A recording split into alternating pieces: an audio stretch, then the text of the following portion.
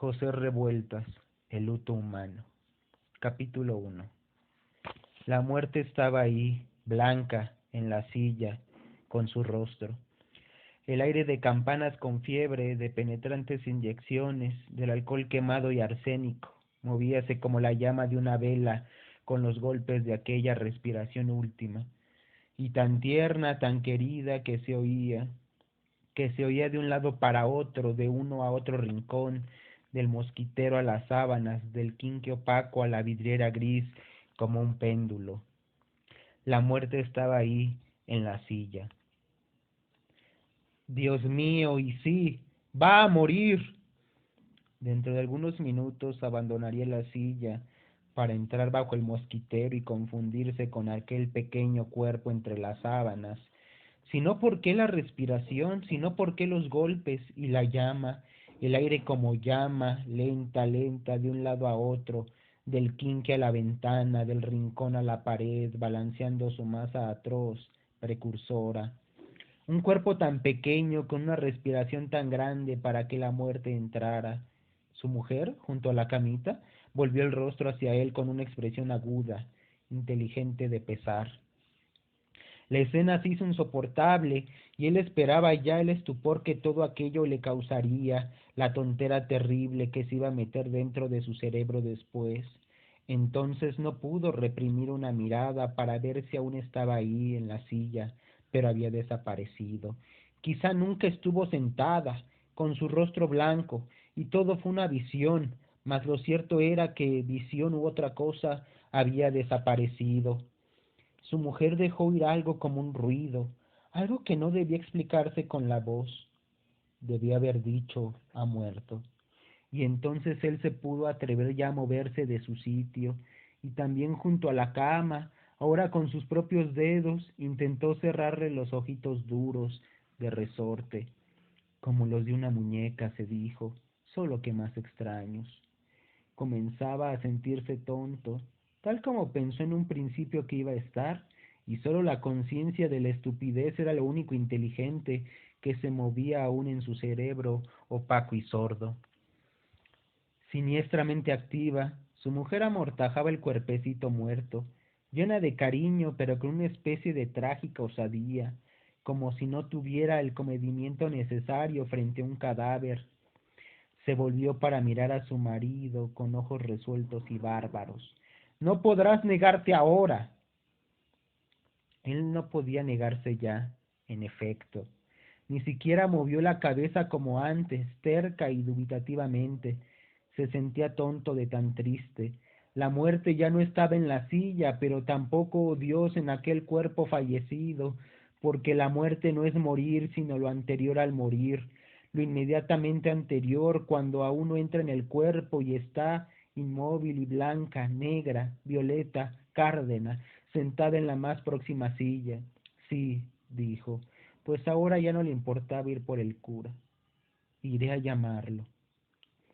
Siempre un cura a la hora de la muerte, un cura que extrae el corazón del pecho con ese puñal de piedra de la penitencia, para ofrecerlo, como antes los viejos sacerdotes en la piedra de los sacrificios, a Dios en cuyos senos se pulverizaron los ídolos, esparciendo su tierra impalpable, ahora en el cuerpo blanco de la divinidad. Iré, insistió, ¿cómo no voy a ir? Aunque sus palabras tenían un hondo rencor que él advertía más allá de todo. Quiso tomar su jorongo, porque afuera había norte y tempestad, y se dirigió a la alcayata que servía de percha. Pensó entonces cómo habían luchado ella y él rabiosamente mientras agonizaba la niña.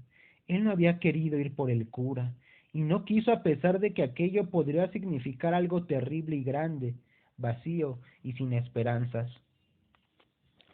Pues tal vez no hubiese mentira, o de otra manera, quizá fuera verdad, y verdad palpitante e infinita, aquella de los ojos bárbaros de su mujer exigiéndole que partiera en busca del sacerdote. Exigía con tal pavor furioso y terco, con un aire tal de condena en la mirada, que el rito, o mejor el aire del sacramento de la confesión dejaba de ser falso. Volvíase misterio y verdad, devolver el alma a través de un hombre vivo y terrestre como un sacerdote, que no hace otra cosa que recibir en sus oídos humanos la narración definitiva, descomunal de los pecados. Bien, logró pensar. ¿Y ella? ¿Por qué no fue ella misma? Pero enseguida también alcanzó a comprender que ella estaba impedida, que ella no podía moverse cuando la muerte se hallaba tan cerca de la pequeña cama ahí en la silla, porque entonces todo hubiese sobrevenido antes, durante el desesperado lapso en que la mujer, loca en medio de la noche, se empeñara en la búsqueda.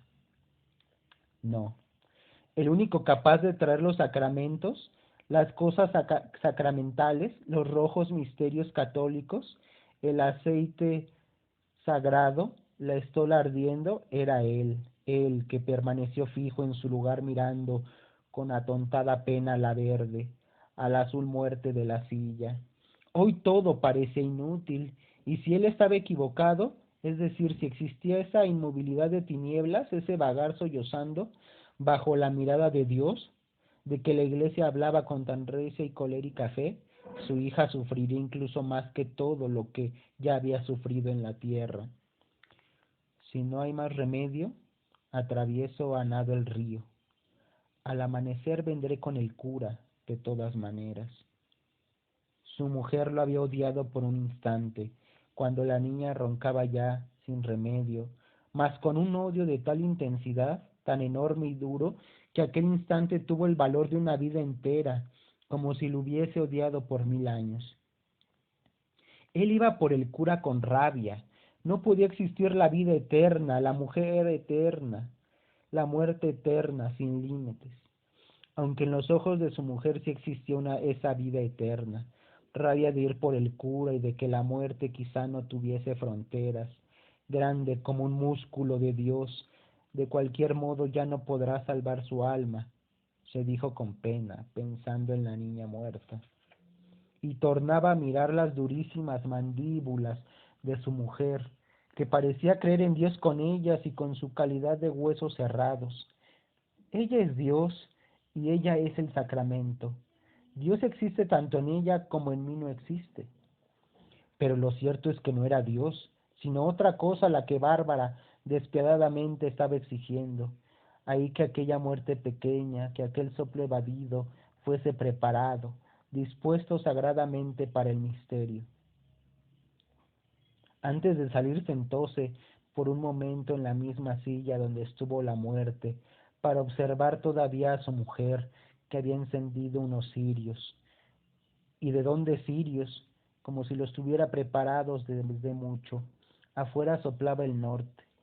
Después de amortajar el cuerpo, la mujer se sentó en un banquito, y quién sabe por qué parecía de rodillas, pidiendo perdón, a tiempo que veía la frente encendida del cadáver, encendida por una luz que le salía.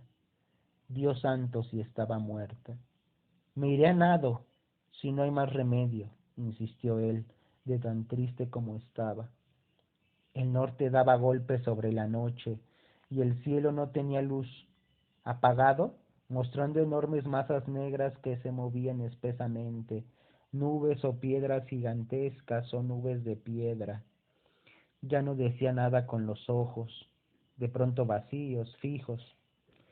Su mujer, ahí como un baúl de llanto. Solo una absurda soledad la envolvía con su velo húmedo. Había que ocuparse ahora de avisar a los vecinos para que viniesen a velar y a beber, con sus flores amarillas y blancas. Si había, que viniesen a decir, ya sabes, Cecilia, cuánto lo sentimos. Úrsulo, recibe mi pésame por el angelito. Angelito, Angelita, y Dios golpeando el cielo, la terrible bóveda oscura sin estrellas. Cecilia volvió su rostro maternal, tan maternal que ya de pronto él, Úrsulo, era como su propio hijo, como su propia hija, de mirada oscura y extraños párpados mortales. Ten cuidado con el río, le tengo miedo, dijo, y después, Si puedes, traes parafina y un poco de mezcal, o si no, alcohol. Úrsulo salió entonces a la noche, sujetándose el jorongo, y experimentó la impresión de haber penetrado en un gran ojo oscuro, de ciego furioso. La arena se revolvía, entrándole por los rudos zapatones y presionando sobre las agujetas hasta casi reventarlas. Era una arena como si el viento se hubiera vuelto sólido y sus extrañas materias, su vivo oxígeno, también se hubieran muerto, dispersándose en piedra múltiple e infinita. Si aquí hubiese un cura, lamentóse, pues era preciso atravesar el río, cruzarlo hasta hacer una cruz, para internarse en el poblado donde estaba la iglesita. Arena y agua furiosas en la noche. Caminó perplejo y entontecido por espacio de media hora, peleando con el aire y el chubasco. Murió la pobrecita de Chonita, se dijo, pues Chonita se llamaba su hija, y se lo dijo como si él no fuera su padre, y no obstante, ella algo mucho más tierno, acaso más querido que una hija. Una idea insólita en medio de la noche surgió en su cerebro. El último sacramento, la final comunicación de los pecados, el último aceite, el óleo santo del rey de los judíos, no era otra cosa que la inmortalidad, pues la muerte solo existe sin Dios, cuando Dios no nos ve morir, pero cuando llega un sacerdote, Dios nos ve morir y nos perdona la vida, la que iba a arrebatarnos. Estas palabras, que eran una brasa, ya habían sido dichas por los ojos de Cecilia, cuando la muerte estaba ahí, blanca, y una respiración invadía el cuarto, moviendo sus paredes y las paredes de todo. ¿Verdad que ha muerto?, repitió, sin dejar por un instante de ver el cuerpo de su hija, y lleno de asombro por la fijeza brutal de sus pensamientos. Caminaba a la aventura, sin orientarse, con gran abandono, confiado en quién sabe qué para llegar al río, cuando un vendaval lleva luz, y es como más clara su furia, menos ciego su impulso. El corazón no se sobrecoge de vacío ni de nociones infinitas.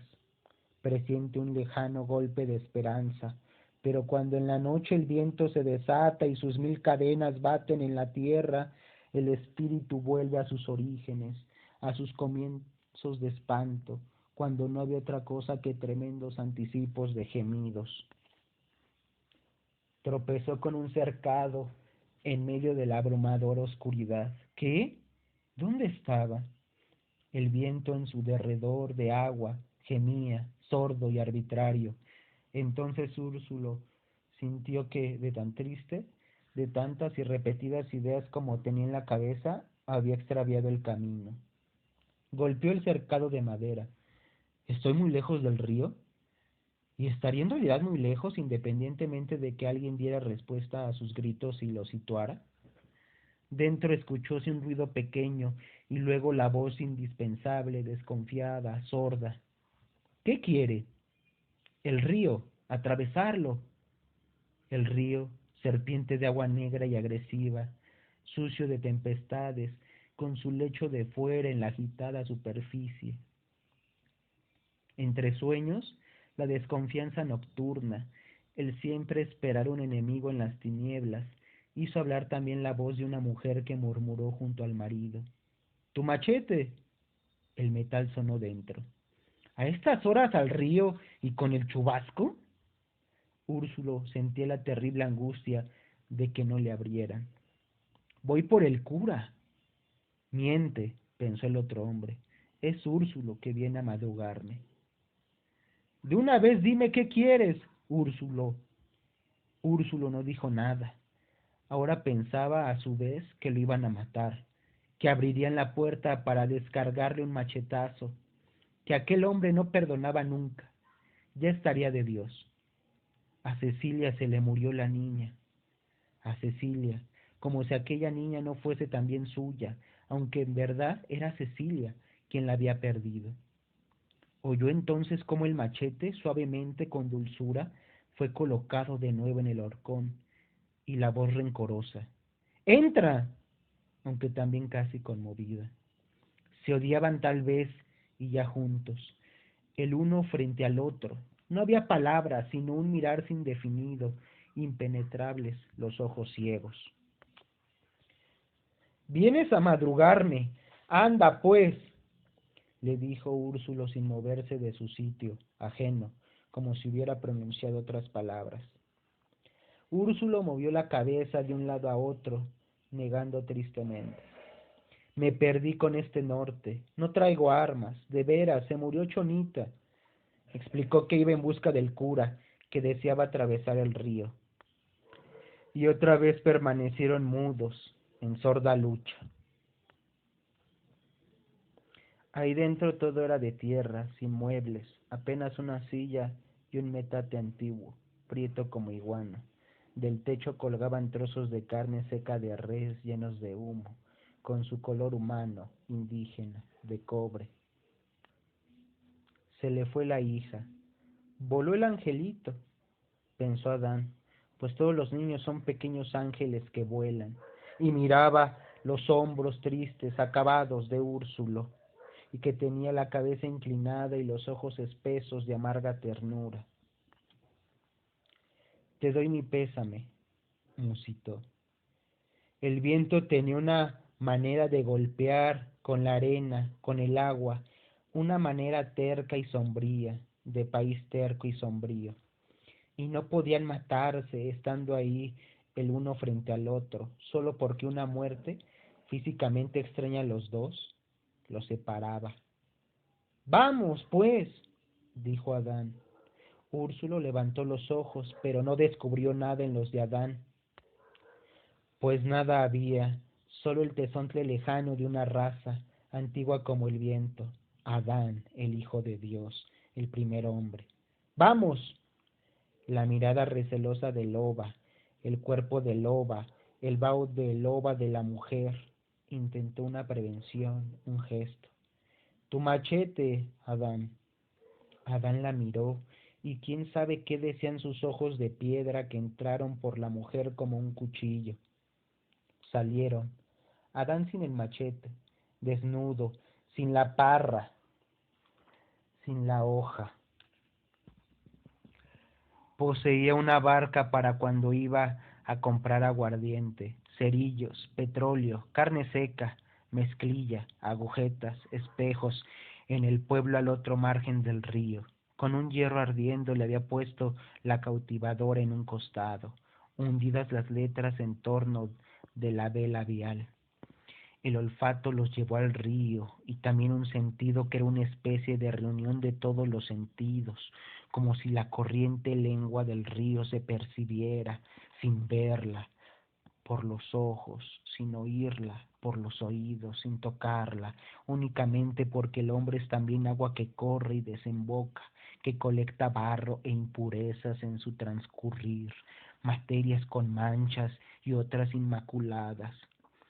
Me perdí con el norte, en la oscuridad, dijo Úrsulo, y caí en tu casa. Adán había recibido la barca de los indios, que se la regalaron para tenerlo contento, cuando él era agente municipal de la sierra. Tenía Adán esa sangre envenenada, mestiza, en la cual los indígenas veían su propio miedo y encontraban su propia nostalgia imperecedera, su pavor retrospectivo, el naufragio de que aún tenían memoria. Creí que venías a matarme, respondió. No, no venía a matarte. Callaron por un momento y luego Adán. Me dio un poco de miedo. Alguno de los dos sobraba en el mundo. Quien fuera debía decidirlo el metal, el callado acecho, la ocasión oscura. Revolcabas el río, hiriente y próximo, tan negro que podía estar en el aire, ese río celeste en aquella oscuridad de cielo y tierra donde los pies se volvían lo único seguro y cardinal. La cautivadora, ahí junto, ya hablaba su lenguaje de madera golpeada. Subieron. Abajo de las rodillas se sentía la frialdad del agua que llenaba a la cautivadora y con las manos empezaron a achicarla, provocando un ruido como de paladar en un movimiento. ¿Me arrojará al río?, pensó Úrsulo, y nuevamente tuvo intenciones de penetrar en el sentido de aquella máscara, de aquella espesura enigmática de Adán. Ahora no, ahora que ha muerto Chonita, replicóse. Y algo tan ilógico, tan descomunal, tan extraño, solo pudo ocurrírsele porque así era la tierra de este país, tierna, cruel, hostil, cálida, fría, acogedora, indiferente, mala, agria, pura. Pensaba en todo lo que Adán debía, Adán, padre de Caín, padre de Abel, en las vidas que debía, de las que era deudor, pues así se dice, y matar es deber, en el macizo, inexorable Caín de que estaba hecho, en los nombres muertos, sepultados de Natividad, Valentín, Guadalupe, Gabriel, que Adán había borrado de la tierra. Dice la gente que debe más de 5 muertes. Y quién sabe por qué él más, pues a lo mejor solo a 5 había matado, pero la gente era una gente humillada desde hacía muchos años y muchos siglos, humillada desde su nacimiento, y la palabra más era tan solo para indicar que el criminal o los criminales de siempre seguirían matando. Más de 5, más, fatalidad pura, resignación triste y antigua, donde una apatía interior, atenta, inevitable y desolada esperaba, sin oponerse, crímenes nuevos, más y más difuntos. Habíanse desprendido hacia las aguas profundas. ¿Por qué se escuchaban con tanta claridad los remos en mitad de la tormenta, aun cuando muy grandes son pequeños junto al río, junto al cielo desatado? No debe escucharse su rumor junto el lamento de la tempestad lo ocupa todo. Era como si el río fuese de tierra y los remos paletadas sobre el vacío de otra tierra, mortuoria y sin consuelo, un río de tierra. Mañana Chonita estaría bajo tierra. Estamos solos, dijo Úrsulo, pero Adán no percibió el menor sonido, atento a las vigorosas palas, cavando lo inenarrable de aquel río terrestre, mientras Úrsulo gobernaba el timón. Era una invitación de Úrsulo para que Adán le diera muerte, pero los remos estaban sepultando a Chonita y cubrieron su cuerpo de ceniza. Como puntos, como cruces, repetíanse los nombres en la cabeza de Úrsulo: Valentín, Gabriel, Natividad, los muertos. ¿Qué habrá sentido cuando le pagaron por mi muerte? Habrá dicho: voy a matar a Úrsulo. Imaginaba entonces la emoción dura, la casi voluptuosa masculinidad, la reconfortante, opaca, animal sensación.